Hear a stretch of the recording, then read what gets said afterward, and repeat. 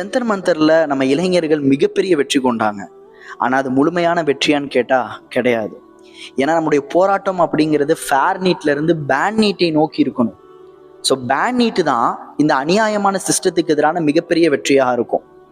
ஏன் அப்படி சொல்றேன்னா, நீட் அப்படிங்கிறது ஒரு காம்படிட்டிவ் எக்ஸாம் தான், அதுல எங்களுக்கு ஃபேர் இருந்தா போதும் அப்படின்னு சொல்லிட்டு நார்த் இந்தியாவில் இருக்கக்கூடியவங்க வந்து தப்பா புரிஞ்சுக்கிட்டு இருக்காங்க. நீட் அப்படிங்கிறது ஒரு வன்முறை, அது காம்படிட்டிவ் எக்ஸாம் என்பது கிடையாது. அது ஏன்னா இந்தியாவில் இருக்கக்கூடிய ஒவ்வொரு மாநிலத்துக்கும் ஒரு தனியான கலாச்சாரம் இருக்கு, கல்வி முறை இருக்கு.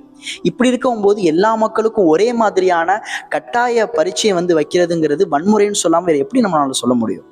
ஸோ அதனால தான் சொல்றோம், இங்க ஃபேர் நீட் அப்படிங்கிறது ஒரு வெற்றி கிடையாது, அது ஒரு வெற்றிக்கான முதல் படி தான். நம்முடைய குரல், அனைத்து குரலும் ஒரு சிஸ்டமாக, இளைஞர் குரலாக பேன் நீட்டை நோக்கி இருக்கணும். ஸோ அந்த ஒரு விஷயத்த இந்தியாவில் இருக்கக்கூடிய அனைத்து மக்கள்கிட்டையும் நம்ம கொண்டு போய் சேர்ப்போம். அஸ்ஸலாமு அலைக்கும் வரஹ்மத்துல்லாஹ்.